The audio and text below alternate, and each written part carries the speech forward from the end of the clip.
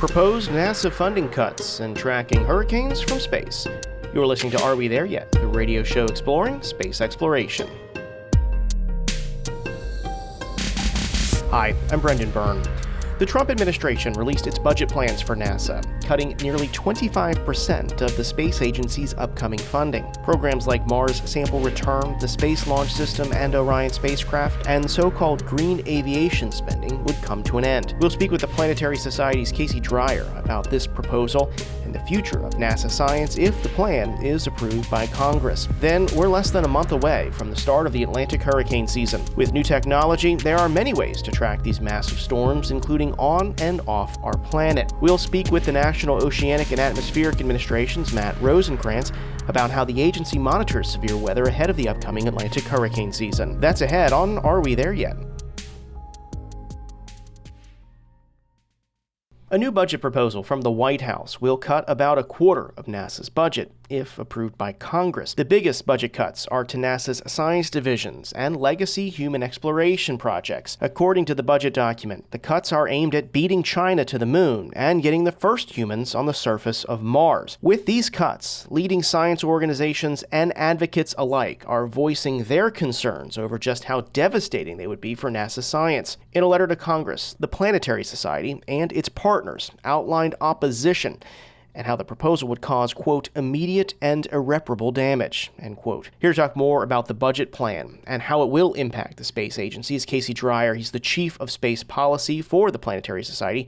Casey, welcome back to the show. Thanks for having me. Hey, so let's start with this skinny proposal that came out, Casey. We anticipated cuts, as you talked about the last time you were on the show here. What were the actual cuts in this budget proposal? NASA overall loses approximately 25% of its budget, a quarter, top line.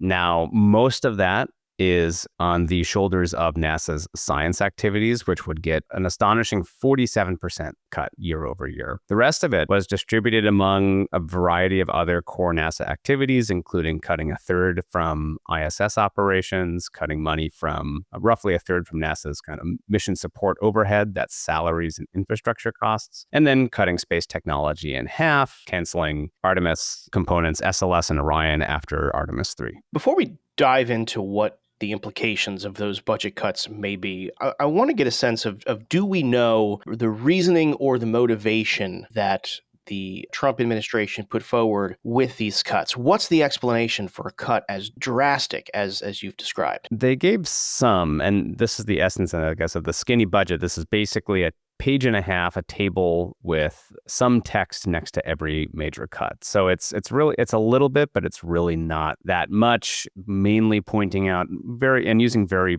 polarizing, politicized language of quote unquote unnecessary and low priority climate observations, low priority research, critiquing Mars sample return, which is explicitly canceled in this skinny budget for being over budget and unaffordable, things being too expensive and not important to the administration, basically. Let's talk about those cuts. You've already mentioned one that I wanted to tackle, the Mars sample return. I mean, what does that mean? I mean, the Perseverance rover was sent to Mars to grab these samples and then send them back with Mars sample return. What happens now? Again, it's really hard to say. The budget explicitly calls out Mars sample return as being over budget, that the goals would be achieved by human missions to Mars anyway, so why do this? And it does redirect money from the cancellation of SLS and Orion and Gateway, I should also say, to human space exploration Mars initiatives. What those are, it does not say. But that claim that humans could do this Mars sample return anyway, theoretically, yes, if they land at Jezero Crater, which is not clear, and they probably wouldn't, given the relative uncertainties and safety considerations for landing humans. The timeline of when that is, of course,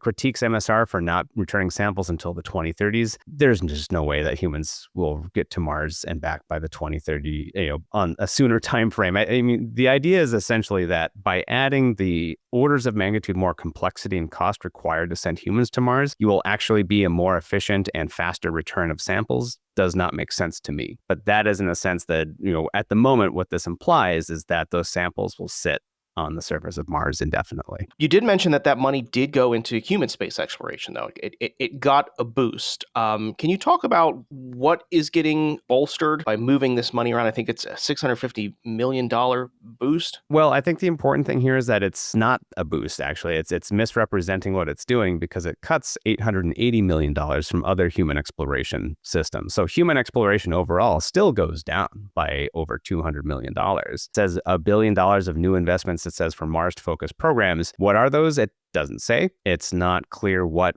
our national policy is for sending people to Mars. There is no national policy for that yet. Again, a lot unspecified. I mean, this is part of the weirdness of that.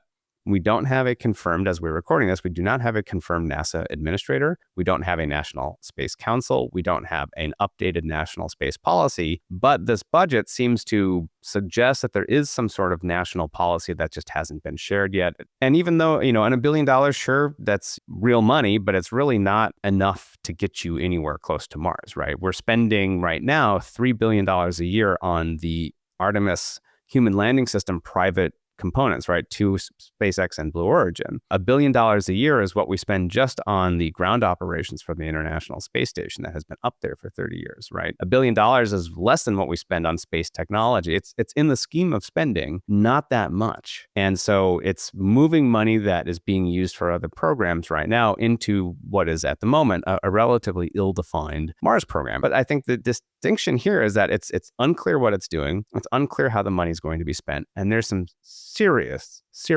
cost to good, productive, and very valid and important NASA programs, while this paltry amount of money is being redirected for this probably unrealistic Mars effort. Again, I know that this is speculation because this is just the budget proposal. Congress still has to hash this out. But when we talk about these Mars programs, it has been for many years Moon then Mars. But it sounds like these cuts make that nearly impossible to even get to the moon, right? I mean, is Artemis in jeopardy as well based upon this proposal? I'd say one way to read this budget is that Artemis survives until Artemis 3. We land on the moon, and then now it's Mars. That isn't the long-term permanent commitment to cislunar exploration, lunar surface capabilities that the first Trump administration made, the Biden administration followed up with, and it's actually required if you want that kind of commercial and private capital to flow into making this cislunar economy. You need to know that the U.S. is going to be there. This is a very light on the details budget, but it does seem to fund Artemis through the first landing, which again doesn't say anything really much beyond that. So that's where again we really start to question, what is the long-term goal, and are we serving and are we kind of keeping our commitments nationally, not just to our international partners, which are kind of out of luck in a lot of ways on this budget, but to our commercial partners who have raised money and are building the infrastructure to support a long-term presence at the moon. Casey, historically, has NASA ever seen a budget cut of this magnitude? No, not even close. I mean, this is important to remember. Even during the ramp down after Apollo, the largest single year drop in NASA's budget was 14%. And this is 25%. The largest one proposed ever by the White House. If enacted, obviously, it would be the largest, relative amount canceled. And, if you look at inflation adjusted, right, this would bring NASA down to $18.8 billion. If you adjust for inflation, the last time NASA had a budget close to that level was 1961, before Johnson Space Center existed, right, before Stennis existed. And that was a very different NASA back then. And NASA has never been this low since then, right? This will not make NASA more efficient. This will not make the implementation of programs more efficient. It will do the exact opposite, because if someone is grabbing the wheel and driving you off a cliff will not make your driving better, right? Like, this is a very dramatic, very sudden imposition of a radical change in policy, and projects that have been on time and on budget in this proposal are canceled. Projects that are, that we're relying on our international partners and commercial partners to build out are left with great uncertainty. The radical ways that you have to cut this much money this quickly require you to turn off perfectly well-functioning, highly productive spacecraft in midstream. Those aren't efficiencies. Those are wastes. This is a budget that will create long-term waste of taxpayer dollars and a long-term detriment into U.S. capability and U.S. leadership, not just with space science, but space technology and the fundamental industrial capacity of the United States. And again, I know this is speculative, but what are the chances that Congress actually goes through with this? We need to take this really seriously. And yes, Ultimately, Congress has to approve funding, but Congress has not approved appropriations on time by the start of the fiscal year since the late 1990s. And any interim period where they don't shut down the government, where you have what's called a continuing resolution, where you extend last year's budget levels temporarily, that's not actually what it sounds like. What happens is that the White House's budgeting office will ramp down the rate of spending to match the lowest possible budget scenario that is being considered. In this case, this one. So anytime Congress will be dawdling on appropriations, this will be the budget that NASA will be working to. This budget is official policy now, so NASA cannot make new contracts, cannot make long-term planning, immediate grants and other kinds of contracts for its uses now that extend beyond next year, because this is their planning scenario. And the longer Congress takes to respond to it decisively, the more impact this will have. Because even if ultimately the money comes back, say 3 or 6 months after, being imposed this lower level, can you turn the spacecraft back on that you had to shut off? Can you find the people you had to let go who know how to run and talk to Voyager built 50 years ago? Can you rebuild that quickly? You probably can't. You will have a serious and long-term destruction of institutional knowledge, and likely serious destruction to actual hardware, taxpayer-funded hardware that you will not be able to revive. Casey, your organization, the Planetary Society, member-funded nonprofit organization, it's dedicated to advancing space science, and many of its members believe in that and the work that you do. What are you telling them at this particular time in history where NASA is facing historic cuts? Well, first, I think we're emphasizing that this is very serious. This is profoundly serious. We're in a very dangerous situation for these types of activities done by the public sector in the United States. The second thing we tell them is that there is no private option for this. These activities, particularly in science, will not be replaced by private capabilities because there's no market for them. These go away, they are gone. The third thing we tell them is that because of the consequential nature of this and the long-term potential impact to U.S. capability and U.S. leadership, this is the time, if you have ever been on the fence about contacting your elected official, to talk to them now. And to not just do it once, but to do it over and over again, to find ways. And then this is important for us too, to begin engaging your local community. For those of our members who are scientists or who have worked on these projects, whether as an engineer or any capacity, to start talking to their local community, local op-eds, local news websites, Reddits, subreddits, whatever, to say, this isn't money that's floating in outer space. This is money and jobs and capabilities here and in this community and that community. Talking about how these are things that we have built up that is not just important and inspiring, but unique. A representation, I believe, of the fundamental virtues of this country: curiosity, aspiration, tenacity, cooperation, the ability to seek out the world as it is and draw joy and inspiration and challenge from that. These are represented in these types of capabilities by sending something to Pluto, to sending something to interstellar space, to peering further back in time than had ever been done before to see the origins of the universe. These are things that literally do bring out the best in us. And if we don't do them, that correspondingly says something about us as a nation, that we are turning away from not just looking outwards, but we're turning inwards. I think often about this image of someone hunched over their cell phone in front of the Grand Canyon, swiping away and getting angry at something on social media when some majestic viewpoint, just is right in front of them. This is the national equivalent of doing that. This is a budget of retrenchment. And this is a budget of looking down and inwards. And I think our country is better than that. And I think our country needs to be the ones looking outwards. And we still can.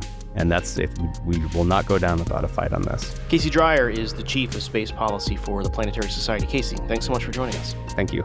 Still to come, tracking earthly weather from the ground all the way up in space. We're starting to see things we've never seen before. Vortexes within vortexes, so tiny little eyewalls and eyewall replacement cycles and the structures of these storms. All possible because, the amazing scientists that put those satellites together. That's just ahead on Are We There Yet?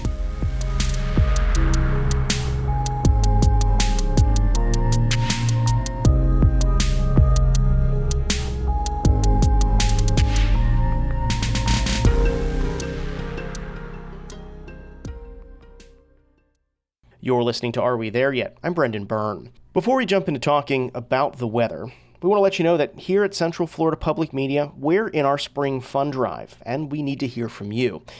If you didn't know, Are We There Yet is made possible because of listener support. If you value the high quality, trusted news and information that we provide each week with this show and the other programs at Central Florida Public Media, please consider making a contribution.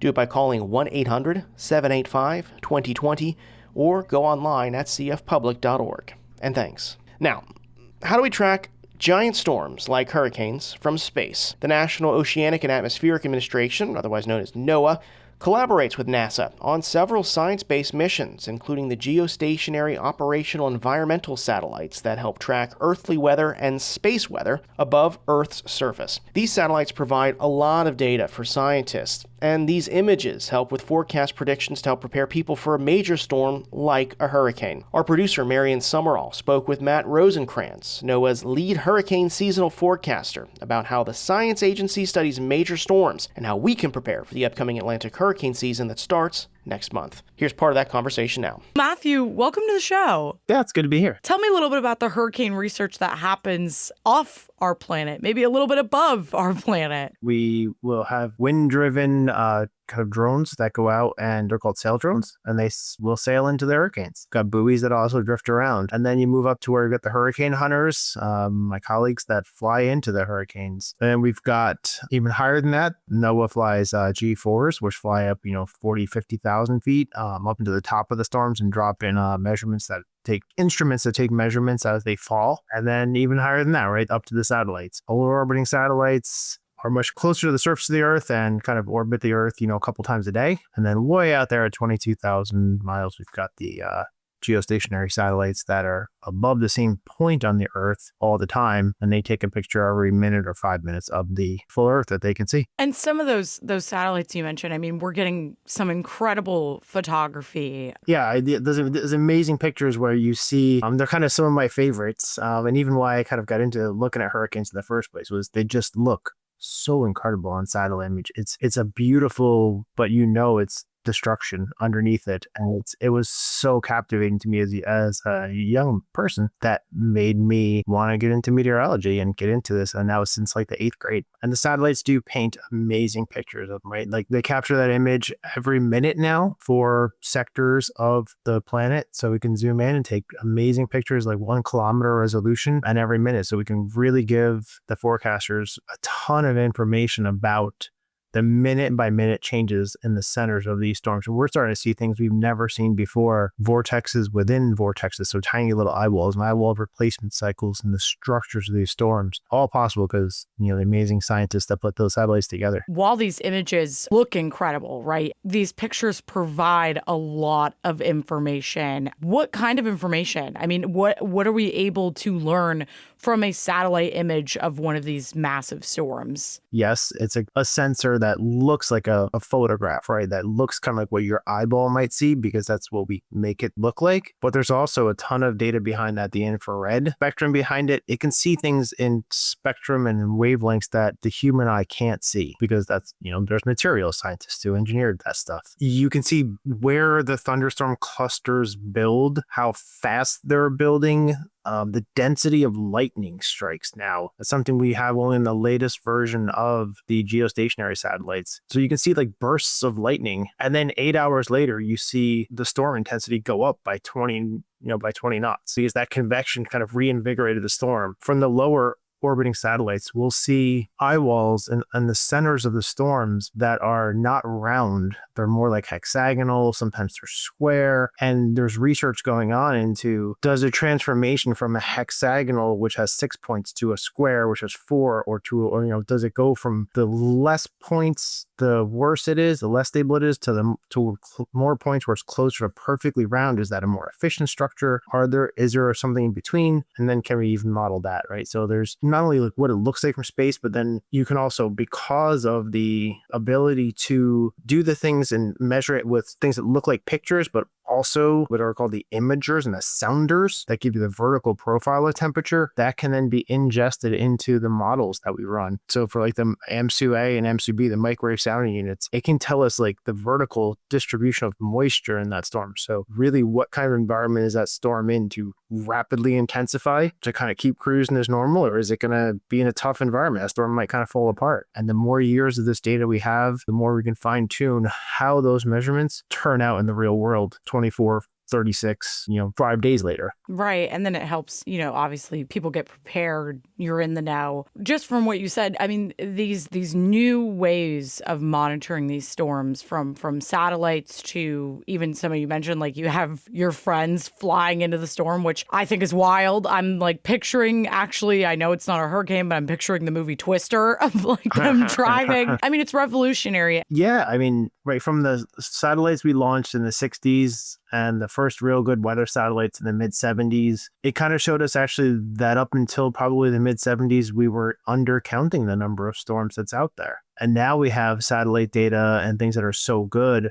that we're seeing more short-lived storms. You'd have to add anywhere between 2 and 5 storms from the 1960s, 50s, 40s, all the way back into the 1800s. You want an accurate number of storms, you probably want to add between 2 and 5 more in those years because they're just, maybe a storm went between shipping lanes out there and you didn't really see it, or short-lived. It was only out there for 2 days. We call them shorties. But then there's also the other part of NOAA's mission. So the low Earth satellites and some of the commercial satellites that are being put up there, they have incredible, just absolutely amazing sensors on them where they can take pictures with, they can see your car from space, right? That data can come back into NOAA to show where barrier islands are this year, because they actually change from year to year. Winter can change the shape of the Outer Banks of North Carolina, and then where is that before the hurricane season? So then we can put that into our surge modeling and then model the surge better. And then we can have those same satellites fly over again afterwards to be able to help the emergency managers direct recovery efforts, recovering the coastline so that the next storm is less impactful. Recovering, NOAA has the Office of Coast Survey. So how do we go out there and get ports open again after storms go by so we can do those surveys? And that is largely from space. And then we have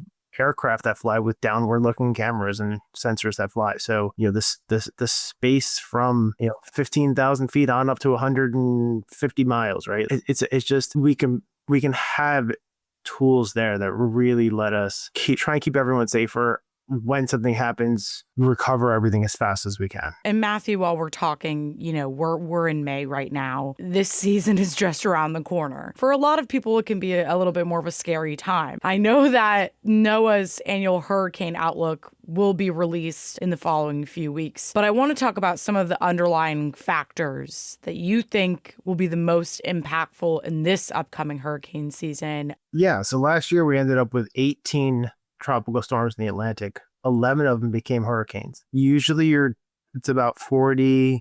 So we should have been at 9 or 8 hurricanes. We had quite a bit more hurricanes last year, and then 5 major hurricanes. With Helene and Milton just absolutely just bringing devastation.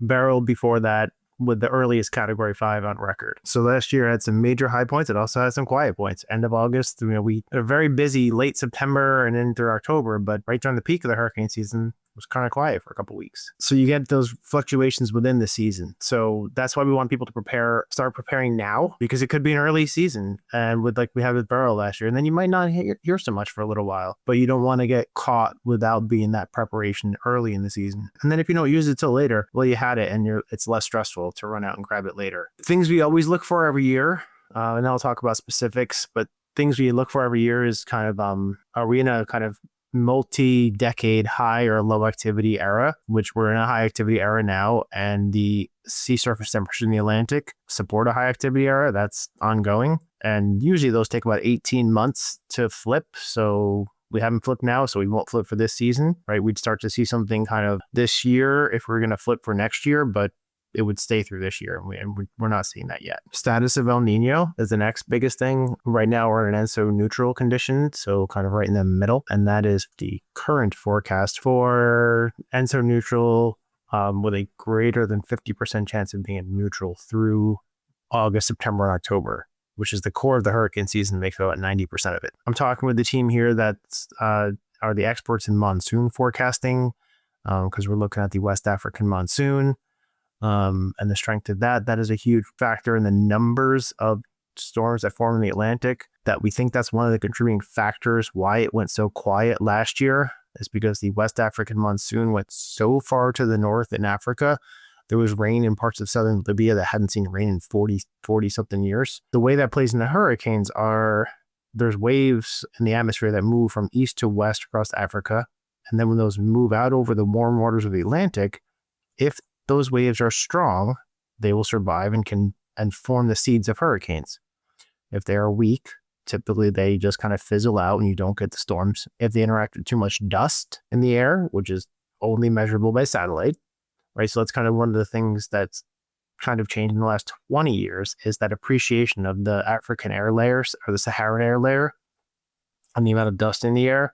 They had missions to fly into it, but they figured out you can do it from satellite measurement really well. But then when the African monsoon got so far to the north last year, those waves were coming off of Africa, basically over southern Morocco. And that water's kind of cold off the coast in Morocco, kind of like the cold water off California. So it's coming off over cold water, those waves. That's how far north they were. So that's why we had that we think that's why we had the quiet period right around the peak of the hurricane season. And then as that monsoon, which goes to the north, and then as it starts to settle back down the south, as the African monsoon kind of relax for a year, we got that flurry of activity September, October, into early November. Okay, that makes a lot more sense. Wow. It's crazy to think that these other weather patterns that are going on in another continent are impacting these storms that we're seeing here, right? And that's just very fascinating to me. Yeah, it's the whole planet is connected in so many ways. And to take it back to the earlier point, the satellites that we have, right? So we have NOAA satellites, goes east, goes west, our polar orbiters, EUMETSAT. They're this big geostationary satellite over Africa. Satellites from Japan, satellites from China. And we all share that data and we push it all together. And that's how we really get these pictures of what's going on the planet. And that's how we get the best picture of what's going on today, what has been going on the past days, months, and then stitch that together to say, storms going in X place, or how many storms are coming in the next week, 2 or 6 months. Matthew Rosencrans is NOAA's lead hurricane seasonal forecaster. Matthew, thank you so much for joining us today. Yeah, it was great being here and talking about the cool stuff of space and hurricanes. And I really do hope that everyone takes the time now to prepare for the upcoming hurricane season. That was Are We There Yet's producer Marion Summerall speaking with NOAA's Matt Rosencrans. That's going to do it for this week's show. If you're not already, be sure to subscribe to the show's podcast feed so you never miss an episode. Do that on the Central Florida Public Media app, the NPR app, Apple Podcasts, Spotify, YouTube, really wherever you get your podcasts. Stay connected with this show. Follow us on social media. Our handle is at AWTY Space on both Instagram and Facebook. And if you got an idea for a future episode of the show, or you think you'd be a good guest, reach out to us. Our email is arewethereyet@cfpublic.org. More space coverage online, visit cfpublic.org/space. Are We There Yet is a production of Central Florida Public Media. Our producer is Marion Summerall. Editorial guidance from LaToya Dennis. Support for Are We There Yet comes from our listeners. Until next week, I'm Brendan Byrne. Thanks for listening.